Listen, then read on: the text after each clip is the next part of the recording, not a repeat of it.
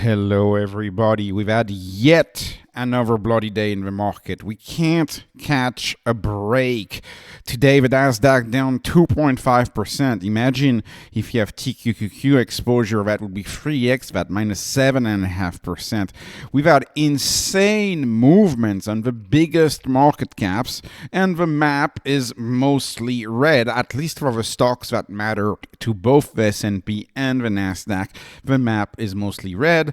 This is obviously quite ridiculous. This is a risk-off move. The stocks are being sold indiscriminately.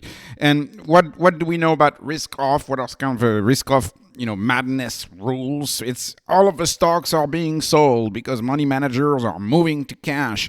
This is one of the very nefarious effects, in my view, of index funds. People trade baskets of stocks. The good and the bad is traded together. You throw the baby out with the bath water.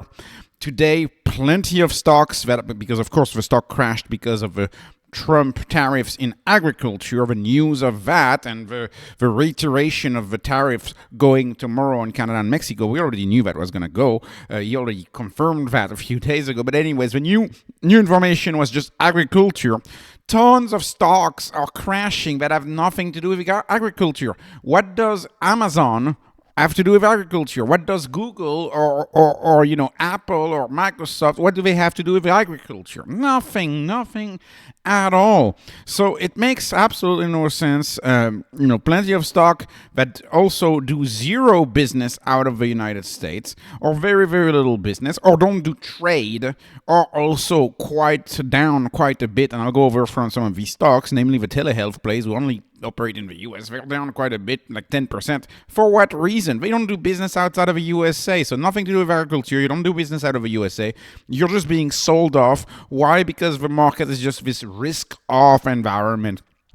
And you see the market commentaries, the market pundit saying things like, oh, the market crash is because the tariff could lead to a recession. Well, that statement, for example, is indistinguishable from this statement. The market crash because the tariffs could heat up inflation that could lead the Fed to tighten, which would crash the stocks. You see, a lot of explanations that people use make leaps of logic. They are stretch reasoning, what I call stretch reasoning. So you're thinking multiple steps. You're not using the simplest explanation. And Occam's razor, when you're trying to explain phenomenon, Occam's razors tell you the simplest explanation is typically the right one. What is the simplest explanation?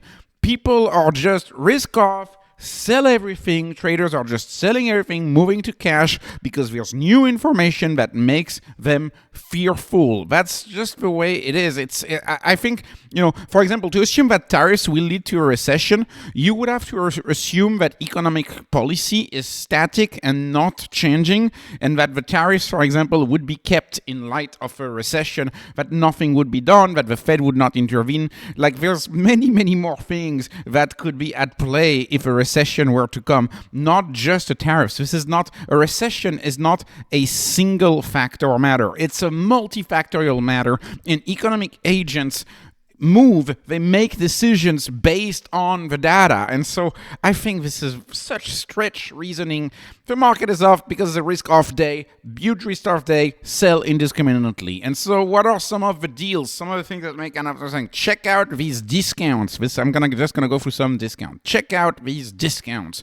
Transmedics lost everything it gained after it reported stellar earnings, and not only did it lose everything and then some. It's down 2% to the day prior of their earnings.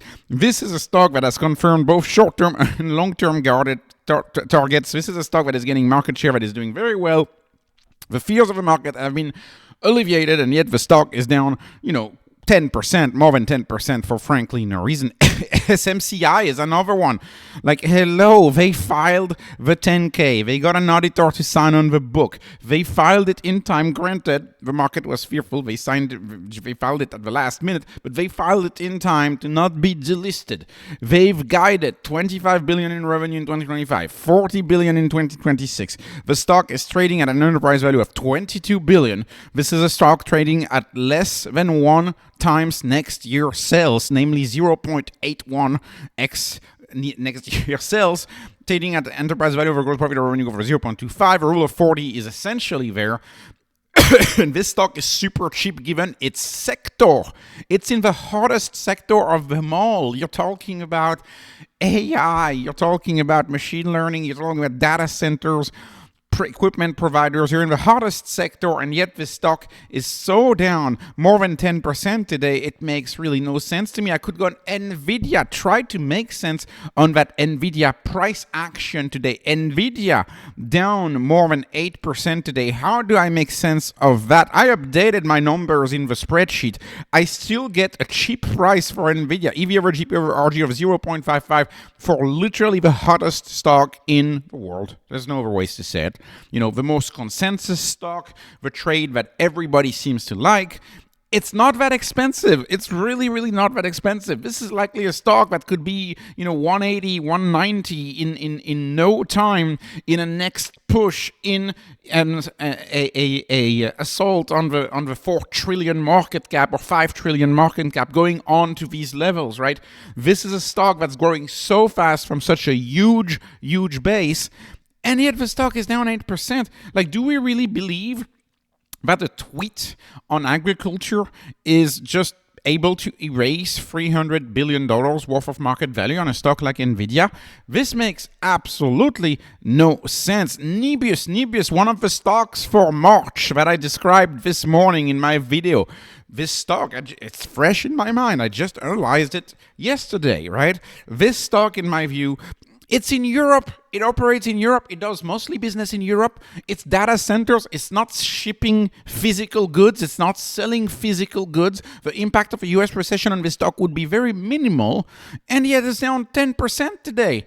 Only because of the risk-off period that we're in, the risk-off moves of the market that make very little sense. Enterprise value or gross profit or revenue growth is 0.15 on this one. The rule of 40 is ridiculous. Their guidance on Nebius, the next 12-month guidance is ridiculous. And this stock is down, probably fell in sympathy, as they say, with Nvidia, because Nvidia has led a founding round of $700 million, and Nvidia has a huge investment in Nebius. So maybe that's the one. Talking about stocks, which, again, so I understand why HIMS would be down, because HIMS had idiosyncratic issues with GLP-1s. If you look at my video yesterday, I talked about it. But why is LifeMD down? Like, LifeMD sells branded GLP-1. Why is LifeMD down? You're talking about a business that is just down because it's something that money managers could sell at this point. Yeah, you got LifeMD on the side, we just sell it off, right? This stock, to me, has been unfairly beaten down at 4.77. I am very happy to add to this stock. It's a very, very cheap stock. So is HIMS right now. And we'll conclude this quick video on some of the stocks of the channel with MicroStrategy and Bitcoin.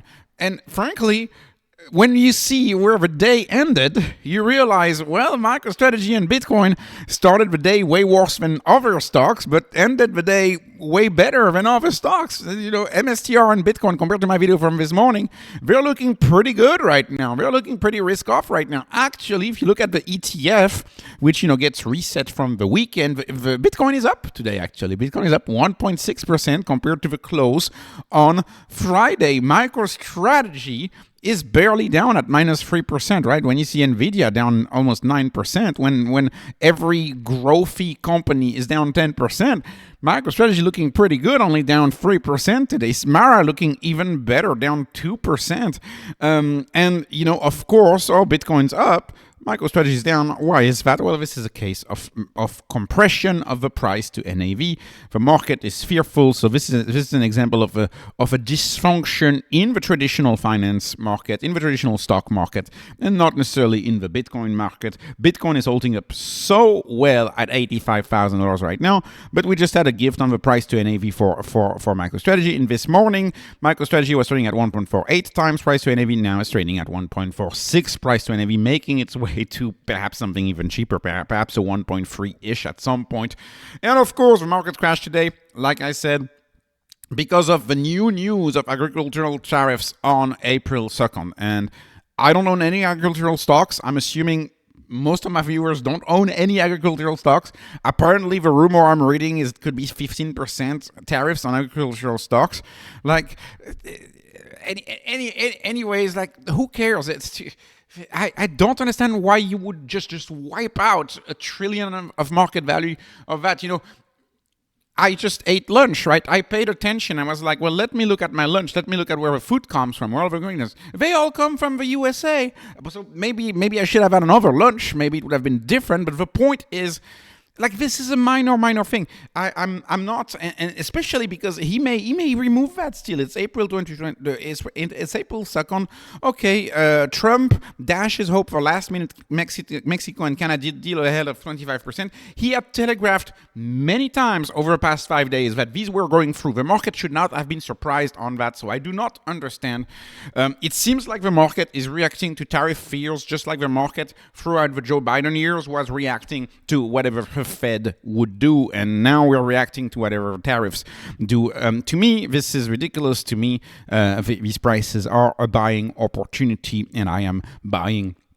So anyways, this was not financial advice, not investment advice. This is just entertainment. Hoping you are entertained. Please like, please subscribe, follow me on Patreon, follow me on X. Thank you for watching, and have a wonderful, wonderful day.